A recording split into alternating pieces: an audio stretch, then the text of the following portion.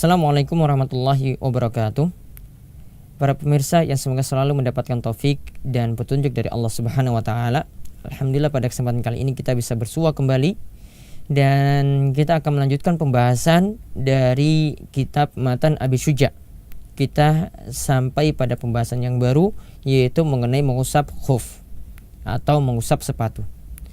Para pemirsa perlu diketahui bahwasanya mengusap khuf atau mengusap sepatu ini adalah salah satu keringanan ketika kita itu berwudu. Ketika kita itu berwudu, ya itu mungkin sangat sulit sekali, apalagi semisal orang yang merasakan musim dingin atau ya orang yang sulit mencopot sepatunya dalam keadaan melakukan perjalanan jauh. Maka ketika itu dia cukup mengusap khufnya saat dia berwudu, saat mencuci kaki. Dia tidak mencuci kaki, tetapi kakinya yang dia usap ketika itu, sepatunya yang dia usap ketika itu.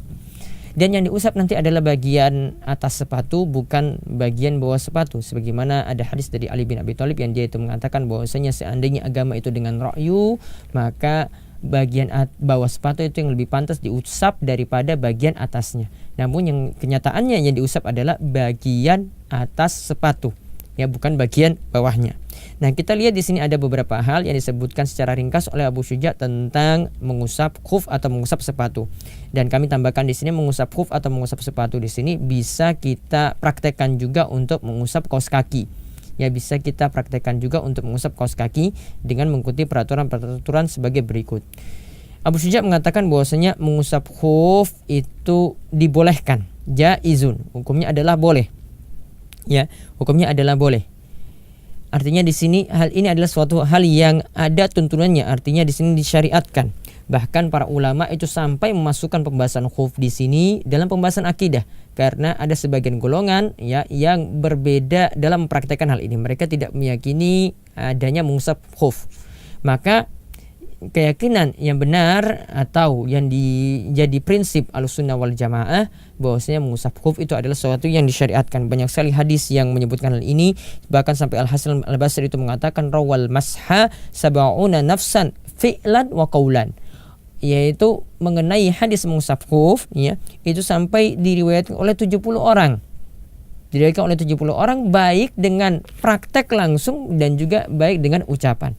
Artinya di sini adalah suatu hal yang dituntunkan atau suatu hal yang disyariatkan. Bahkan di antara hadis yang menjelaskan hal ini, di antaranya hadis Bukhari dan Muslim, dan lafaz itu adalah lafaz riwayat Muslim, yaitu dari hadis Jarir bin Abdullah Al-Bajali radhiyallahu anhu bahwasanya annahu bala summa tawadda'a wa masaha ala khufaihi, bahwasanya beliau itu kencing kemudian berwudu dan mengusap khufnya. Fakira lahu, maka ada yang tanya, taf'alu hadza, kok kamu itu cuma mengusap saja? Maka ia katakan, na'am. Ya, iya, saya cuma mengusap khuf saja ketika berwudu, yaitu saat ia mencuci kaki. Maka ia katakan, ra'aitu Rasulullah sallallahu alaihi wasallam bala summa tawadda'a wa masaha ala khufaihi.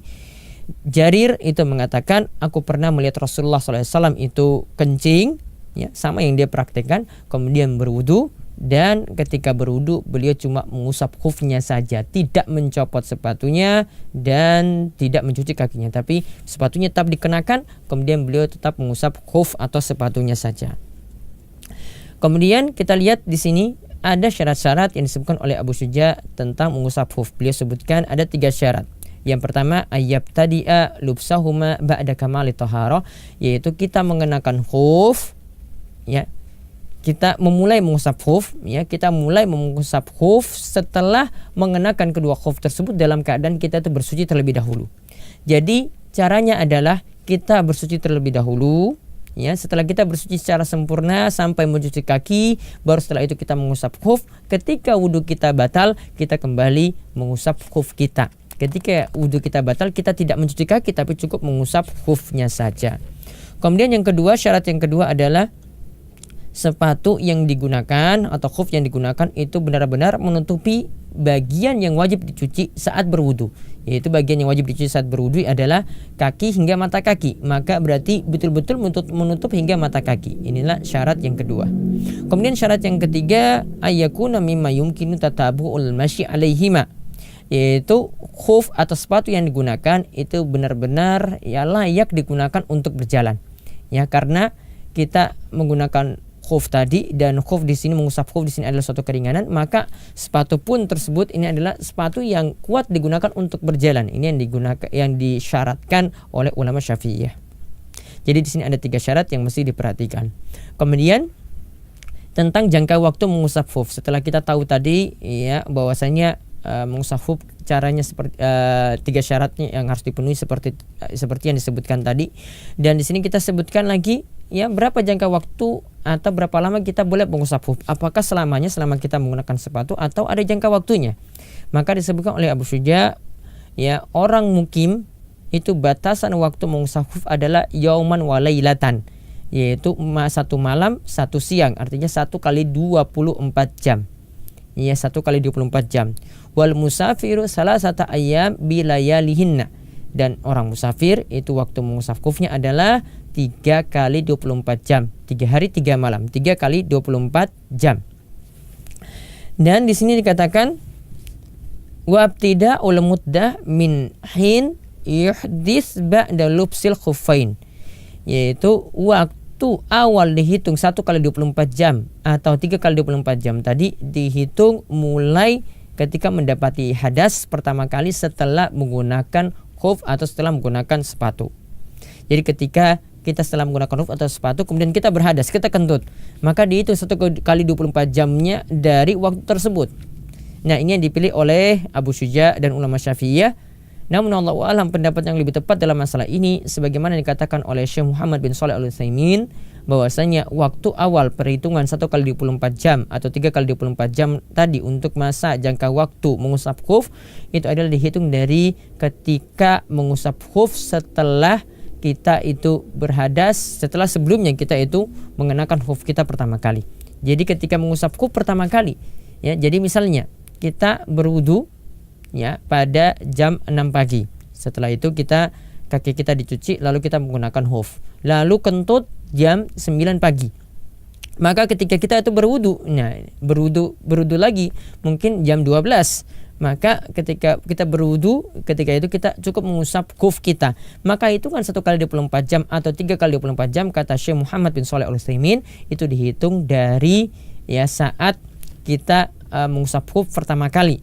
Saat kita mengusap khuf pertama kali. Karena apa? Karena dalam hadis cuma dikatakan mengusap khuf saat mukim itu 1 kali 24 jam, saat jadi musafir itu 3 kali 24 jam dikatakan mengusap khuf.